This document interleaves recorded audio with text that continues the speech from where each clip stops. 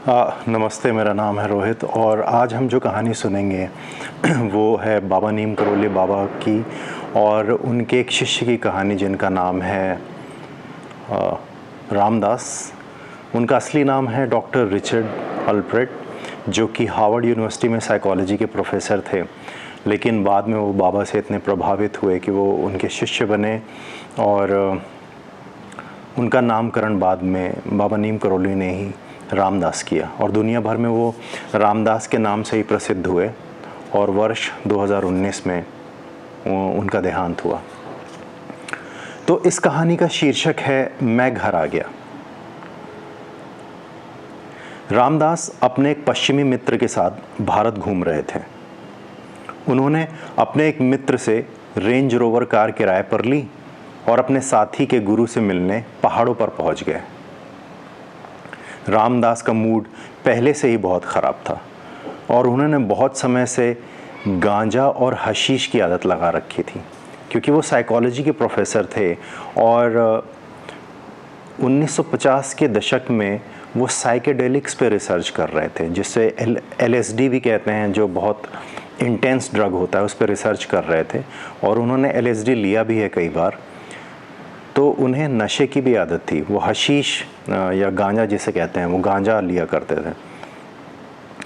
तो उनके एक दोस्त को कुछ पासपोर्ट या वीज़ा संबंधी कुछ प्रॉब्लम हुई और उस दोस्त ने कहा कि मुझे अपने गुरुजी से मिलने जाना है, शायद वो कुछ समाधान बता सकें। तो अब ये रामदास जो थे, ये थोड़ा लग्जरी पसंद इंसान थे, बहुत ही अमीर इंसान थे। तो उन्होंने कहा ठीक है चलते हैं, वैसे गुरु वगैरह से मिलने में मुझे कोई इंटरेस्ट नहीं है, लेकिन तुम्हारा काम है तो चलते हैं। और उन्होंने अपने एक दूसरे दोस्त जिसका नाम डेविड था, उससे रेंज रोवर ली किराए पर और ये नैनीताल कैंची चले गए गुरु से मिलने। वो नैनीताल में पहुंचे, अपनी बड़ी गाड़ी से उतरे और मंदिर की तरफ बढ़े। वो गाड़ी से मंदिर की तरफ बढ़े और वहाँ पे मंदिर के पास उन्होंने गाड़ी रोक दी और जैसे ही उन्होंने गाड़ी रोकी, बहुत सारे लोगों की भीड़ घेर कर खड़ी हो गई। आप सोचिए, आज भी 2025 में अगर रेंज रोवर कहीं पे खड़ी होती है तो लोग उसको बड़ी कौतूहल भरी नज़रों से देखते हैं कि यार इतनी लग्जरी गाड़ी है, किसी करोड़पति आदमी की होगी। तो 1950-1960 के दशक में अगर रेंज रोवर दिख रही है तो सोचिए लोगों में किस प्रकार की उत्सुकता रहती होगी इस तरीके की गाड़ी को देखने में। तो गाड़ी जैसे ही रुकी, लोगों की भीड़ गाड़ी को घेर कर खड़ी हो गई। अब रामदास के दोस्त ने गाड़ी का कांच नीचे किया और एक व्यक्ति से पूछा कि गुरुजी कहाँ हैं। तो उस दूसरे व्यक्ति ने उस पहाड़ की तरफ इशारा करते हुए बोला, उस तरफ।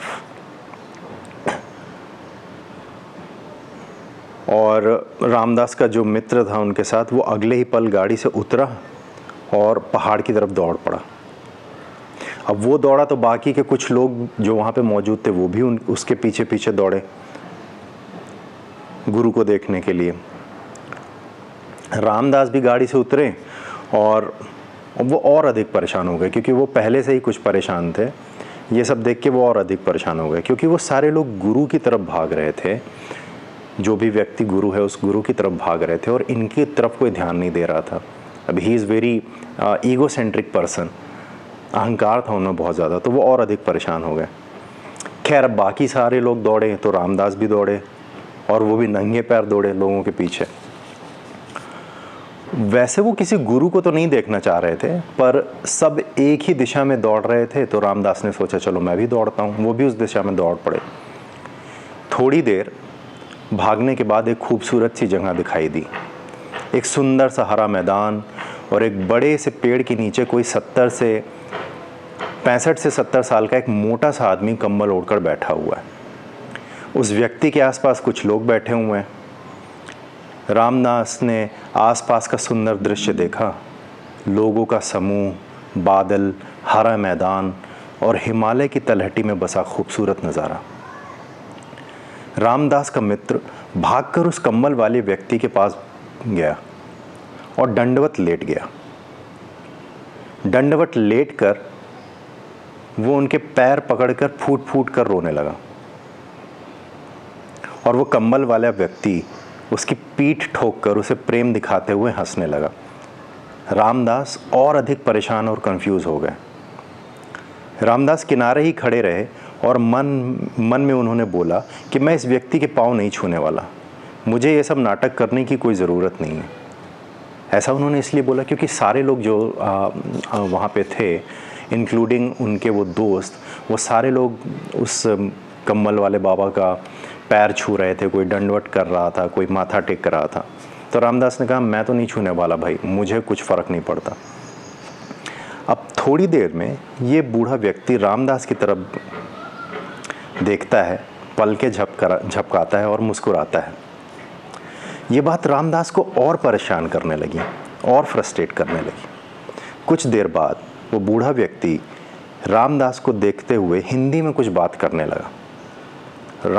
वहाँ पे रामदास और उनके दोस्त को समझ में तो कुछ नहीं आया कि उस व्यक्ति ने क्या कहा, पर पास ही खड़े एक व्यक्ति ने अनुवाद करके बताया कि महाराज जी पूछ रहे हैं कि क्या तुम्हारे पास उनकी कोई तस्वीर है। रामदास का मित्र जो कि दंडवत नीचे पड़ा हुआ था, वो सर ऐसे ऊपर उठा के बोलता है, हाँ महाराज जी, हाँ मेरे पास है। महाराज जी ने रामदास की तरफ इशारा करते हुए बोला, उसे दे दो। रामदास अंदर से और गुस्सा हो गए और सोचने लगे, वाह क्या बात है, ये व्यक्ति अपनी खुद की तस्वीर मुझे देने को बोल रहा है, वाह भाई वाह। रामदास महाराज जी की तरफ मुस्कुराकर सर हिलाते हैं और मन ही मन सोचते हैं, चाहे जो भी हो जाए मैं इस व्यक्ति के पैर नहीं छूने वाला। बहरहाल महाराज जी फिर मुस्कुराकर रामदास की तरफ देखते हैं और बोलते हैं, तुम एक बड़ी गाड़ी में यहाँ आए हो ना। रामदास ने हाँ में जवाब दिया। महाराज जी फिर मुस्कुराकर पूछते हैं, क्या तुम वो बड़ी गाड़ी मुझे दोगे। रामदास गुस्से में कुछ बोलने ही वाले थे कि उनके दोस्त ने सिर ऊपर उठाया लेटे लेटे और बोलने लगा, महाराज जी अगर आपको ये गाड़ी चाहिए तो आप ले लीजिए, ये गाड़ी भी आपकी ही है, सब कुछ आपका है महाराज जी। तभी रामदास ने अपने दोस्त को टोकते हुए कहा, नहीं रुको एक मिनट, ये रोल्स रॉयस डेविड की है और ये तुम उसे नहीं दे सकते। एक बात के लिए क्षमा चाहूँगा, मैंने पहले रेंज रोवर बोला है, गाड़ी रेंज रोवर नहीं बल्कि रोल्स रॉयस थी। अब आप सोच लीजिए कि और लग्जरी गाड़ी। तो रामदास अपने मित्र को बोलते हैं कि नहीं, ये रोल्स रॉयस डेविड की है और तुम ये इस व्यक्ति को नहीं दे सकते। महाराज जी मुस्कुराने लगते हैं। रामदास को छोड़कर सारे लोग वहाँ पे मुस्कुराने लगते हैं और फिर महाराज जी रामदास से पूछते हैं कि तुम अमेरिका में बहुत पैसे कमाते हो क्या। रामदास ने थोड़ा अहंकार भरी नज़रों से देखकर उनकी तरफ इशारा किया। हाँ। कितने पैसे कमाते हो, महाराज जी ने पूछा। तुमने कितने पैसे कमा कर रखे हुए हैं। रामदास ने कहा, मैं $25,000 कमाता हूँ। वहाँ पर बैठे सारे लोगों ने उसे रुपए में बदल कर देखा तो सारे लोग आश्चर्यचकित रह गए। आज के समय में $1 लगभग 90 रुपए का है, तो $25,000 लगा लीजिए कितना होगा, कितने लाख रुपए होंगे। उस समय हालांकि डॉलर की कीमत लगभग 10 रुपये थी, तो 25,000 गुणे 10 लगभग 2.5 लाख रुपए। 1960 के दशक में 2.5 लाख रुपए बहुत बड़ी रकम होती थी। बहरहाल रामदास ने जो कहा कि मैं झूठ बोल रहा था, मैं डींग मार रहा था, उन्होंने $25,000 कभी एक साथ नहीं कमाए थे। महाराज जी फिर एक बार मुस्कुराए और बोले, क्या तुम मुझे ऐसी ही एक बड़ी सी गाड़ी खरीद कर दोगे, रोल्स रॉयस जैसी। रामदास को अंदर ही अंदर बहुत गुस्सा आया मन में और सोचने लगे कि ये आदमी मेरा नाम तक नहीं जानता और मुझसे हज़ारों डॉलर्स की रोल्स रॉयस उपहार में चाहता है। क्या आदमी है ये। रामदास ने जवाब दिया, शायद। तभी महाराज जी ने कहा कि चलो अब सब लोग जाओ और भोजन कर लो। सभा स्थगित हुई। सभी को बहुत बढ़िया खाना खिलाया गया और फिर लोगों ने आराम भी किया। कुछ देर बाद वापस सभी लोग महाराज जी के पास पहुंचे। महाराज जी ने रामदास को देखा और अपने पास आकर बैठने को कहा। रामदास जाकर उनके पैरों के पास बैठ गए। महाराज जी ने उनकी तरफ देखा और पूछा, कल तुम रात में तारों भरे आकाश को देख रहे थे क्या? रामदास ने सर हिलाकर कहा, क्या तुम अपनी माँ के बारे में सोच रहे थे? रामदास ने कहा, हाँ। रामदास कई सौ मील दूर जिस जगह रुके थे, पिछली रात जब वो टॉयलेट के लिए उठे तो उन्होंने बाहर निकलकर देखा था कि आकाश तारों से भरा हुआ था और रामदास स्वयं को ब्रह्मांड से जुड़ा हुआ महसूस कर रहे थे। तभी उनको अपनी माँ की उपस्थिति का आभास हुआ। उनकी माँ की मृत्यु 9 महीने पहले हुई थी। उनकी माँ को पेट में तिल्ली की समस्या थी, जिसे इंग्लिश में स्प्लीन बोलते हैं, तिल्ली की समस्या थी। रामदास ने अपने इस अनुभव के बारे में किसी को नहीं बताया था। अपने जिस दोस्त के साथ वो आए थे उसे भी इस अनुभव के बारे में कुछ भी नहीं पता था। तभी महाराज जी ने रामदास से पूछा, उनकी मृत्यु पिछले साल हुई थी? रामदास ने करके जवाब दिया। उनका पेट बहुत बड़ा हो गया था मृत्यु से पहले। रामदास ने कहा, हाँ। महाराज जी पीछे टिक कर आंखें बंद कर अंग्रेजी में बोलते हैं, spleen, she died of spleen. Ramdas भौचक्के रह गए। उन्हें कैसा महसूस हो रहा था ये शब्दों में नहीं समझाया जा सकता। उनका सिर घूम गया और वो समझ ही नहीं पा रहे थे कि ये क्या हो गया। एक साइकोलॉजी का प्रोफेसर जो कि मानव दिमाग को बहुत अच्छे से समझता है, जिसने हार्वर्ड यूनिवर्सिटी जैसी जगह पे साइकोलॉजी पढ़ाई है, उसके साथ ऐसी घटना घटित हो तो वो भौचक्का रह जाता है। रामदास सोचने लगते हैं, ये व्यक्ति कौन है? ये क्या प्रदर्शित करना चाहता है? इसे कैसे पता चला कि कल रात मेरे साथ क्या हुआ? इसने मेरे दिमाग की किस बटन को दबाया और कैसे पढ़ लिया? मैं यहाँ क्यों आया हूँ? ये लोग मुझे यहाँ पर क्यों लेकर आए हैं? रामदास विचलित होने लगे।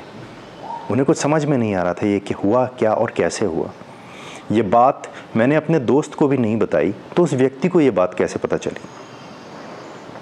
रामदास साइकोलॉजी के प्रोफेसर थे। उनका दिमाग बहुत तेज़ भागने लगा। उनका दिमाग एक लॉजिकल आंसर को तलाश रहा था, विचलित हो रहा था।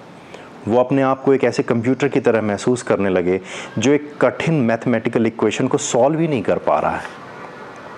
उनके दिमाग की घंटियां बजने लगीं, लाल, पीली, नीली सारी बत्तियां जलने लगीं और लगभग 5 से 10 मिनट स्ट्रगल करने के बाद सारे लॉजिक, सारे परम्यूटेशंस एंड कॉम्बिनेशन, सारी संभावनाएं सोचने के बाद, सारे इक्वेशंस समझने के बाद उनके दिमाग ने काम करना बंद कर दिया।